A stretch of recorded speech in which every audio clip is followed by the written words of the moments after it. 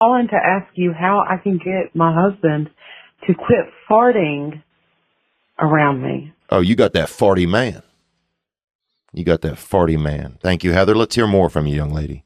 Mostly in the bed because I'm trying to sleep in my little sleep haven and he crap dusts me under the covers. So how can I get him to stop farting everywhere I go?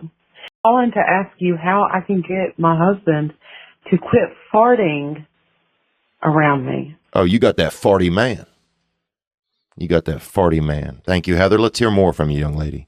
Mostly in the bed because I'm trying to sleep in my little sleep haven and he crap dusts me under the covers. So how can I get him to stop farting everywhere I go? Oh, man.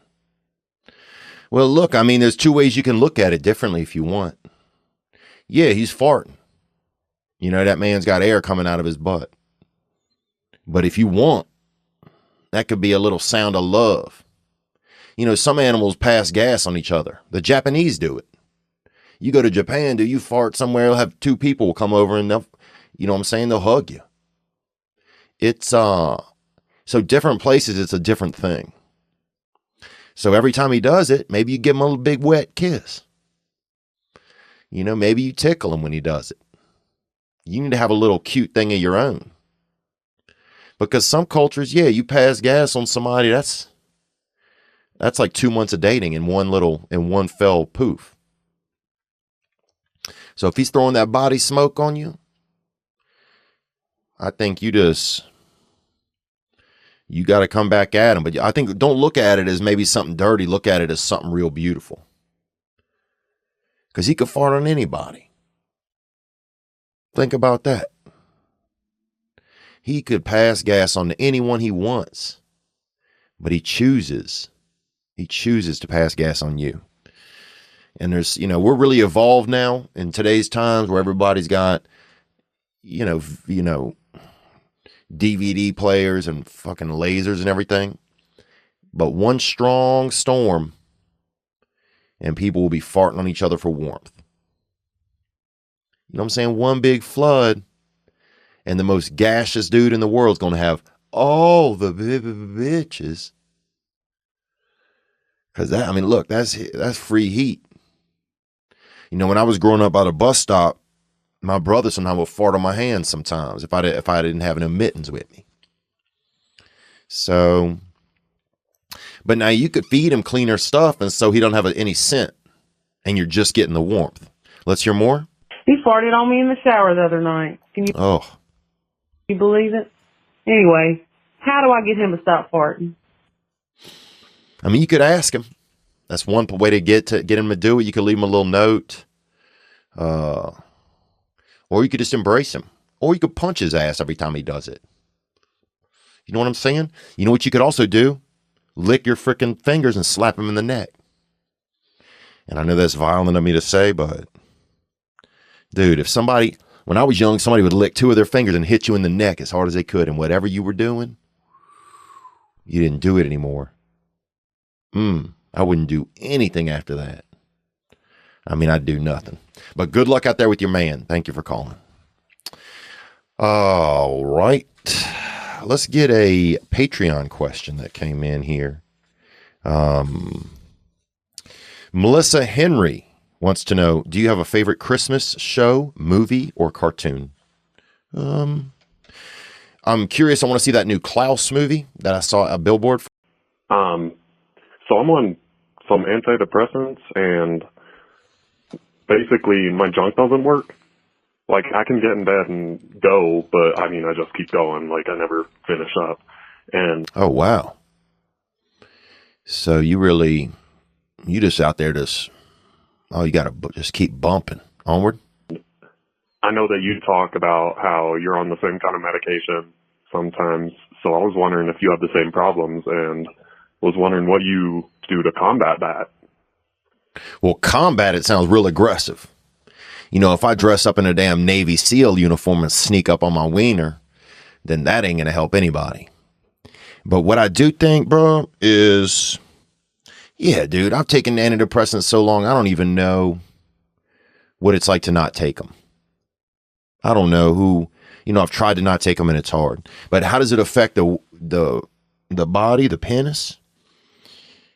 Yeah, I remember definitely a time, when I first started taking them that I couldn't, ejac, and at the time I was upset about it because I wanted to freaking watch that water. You feel me? As sinful as it is, brother, I wanted to watch that water. And now, bro, I think it's great, bro. If you don't ejaculate, good for you, dude. Go to the gym. You know what I'm saying? You're not going to be all tired out. So you still get to do sex and you don't get tired. Go do something. Build a pyramid. You know what I'm saying? Freaking knit a hat, bro. Live your life. Do dice. Do something. You can be somebody. If you're not, because once you bust out and you throw that chi, you done. Once you spring chi, bro, that's it. Your energy's zapped. You don't know who you are. You couldn't pick yourself out of a police lineup. It's Quavo, bro. You done, bro. So I think you got to just be grateful that you can't ejac. Onward. Anyways, any help would be great. I appreciate you, man. Have a good one. Yeah, brother. I think you're on the right path. Busting that sauce, that's old school. That's 90s. That's 2000s, dude. That's something your uncle did. Bro, saving that potion. So you could damn frickin', you could be that. Dude, if you save up all of that gumption, bro, that's what you got to have. You save up that gumption. You'll be able to fucking tie a knot with your eyes, bro. The power you have by holding on to that freaking body sauce and not just blasting that stuff out into the world, man. Otherwise you throwing all of that, you spouting. Otherwise, you giving away that risk water. That's your chi, brother. That's your DNA. And you just squirreling it out for some broad or some fella you met in the afternoon somewhere. I think you're better than that. So I say you just hold on. Do something. Go make a fucking tall sandwich, boy. Go build a pyramid. You know what I'm saying? You got so much probably gumption in you. If you hold on to it, you probably rearrange your damn toes, bucko. But you can do something. So, people wondering why, their kid is weak or their kid is this. Because you busted 2000 before you made your child. Imagine if you'd hold it up, just held the line. And you had that one so there was at least something left in it. There was at least some decent. Here we go. Hey, Theo, this is Brady from Janaten Hutton in the great state of Ohio, the big boy Buckeye State. I just got a question for you. About hairstyles, since you are the king of hairstyles. Well, I have a hairstyle, that is for sure, man. I got this hairstyle, boy, and I got that splash, baby, go, gang. Always had short hair, and I'm a senior in college, and I'm really debating on growing out my hair and getting that juicy big boy mullet. That mullet, huh? You thinking about that mullet? That mullet. Onward. With this last semester coming in, in the professional world, I don't know if it's a little bit too risque to have that big boy mullet rolling around. Dude, let me tell you this about risque, brother. You know what's risque? To go through your whole life looking like a dang head chump. You got to grow that splash, baby. Drop that backsplash. I'm talking about that baby drape. I'm talking about that freaking magic carpet ride on the back of your neck. You ain't got the balls to grow the falls, brother. You talking about the professional world? Professional world? Playoffs?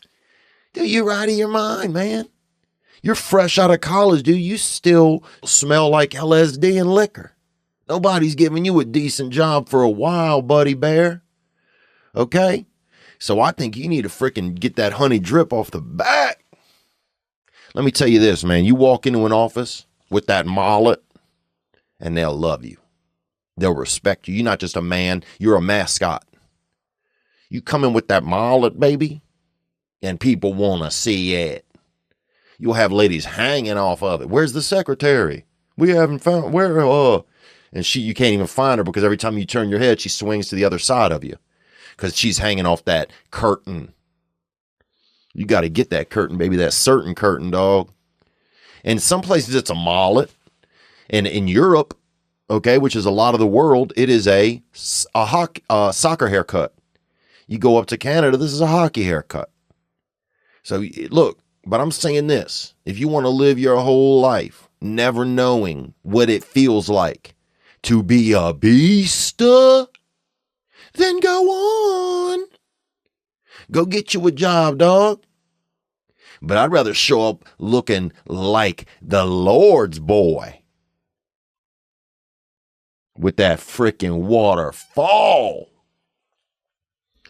Good luck out in the world, man, whatever you choose to do. But you keep that fade, bro. Gang. I'm going to tell you this right now. You got to know that hiring can be a slow process, especially if everybody has the same haircut. But you see one person come in with that.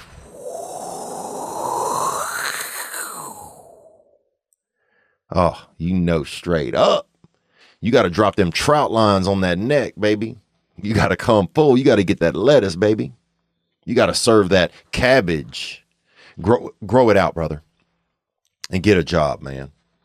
You get a job, dude, doing whatever you want. Wrestling, body slamming the neighbor, making love, dude. Once you get that hair, boy. Speaking of hair and hiring can be a slow process. Cafe Altura's COO, Dylan Miskowitz, needed to hire a director of coffee for his organic coffee company, but he was having trouble finding qualified applicants. So he switched to ZipRecruiter. ZipRecruiter. Hey, what's up, Theo Vaughn? This is Luke from Tampa, Florida. What's up, Luke? Thank you for hitting the hotline, brother. And I'm real happy right now. I just asked out my crush. Nice. Crush at work. You know, we were friends. I was talking to her and I started to like her and stuff. And, decided today to ask her out. And, I just came up to her and said, do you want to grab coffee or something sometime? And, nice casual move. And, she started to get weird. And I just said, I know this is weird. You can say no if you want to. And, she was just like, yeah, we can get coffee as friends. And that kind of broke my heart a little bit. But now I know I can move on and I don't have to catch feelings for this girl anymore. And I did a good thing for my self-esteem. It hurts a little bit, but I know in the long term, this is good for me. And this was a brave thing for me to do. I don't do stuff like that often. So I'm just real happy. So, hey, thank you, man. Peace. Peace, brother. Thank you. Man, that's awesome. Hell yeah, bro. Luke out there getting it in. Dude, there's no getting rejected by a woman. Fine, lady. You missed the bus.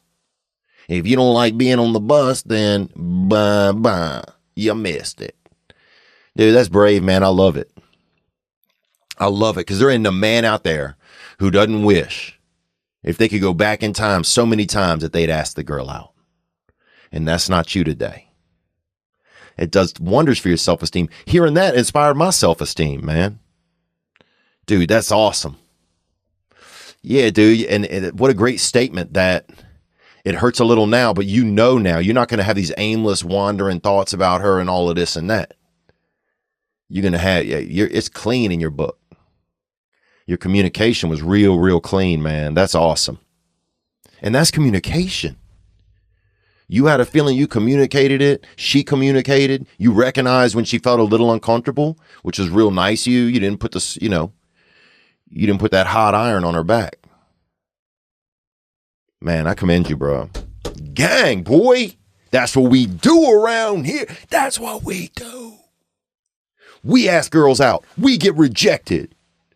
Gang, boy. Self-esteem, gang, bro. I love that, dude. Thank you for calling, man. That made me feel so good. Thank you so much, brother. Dang, that's powerful right there. Get out of your head. Get into action. He did it. Let's take another call. Hey, Theo.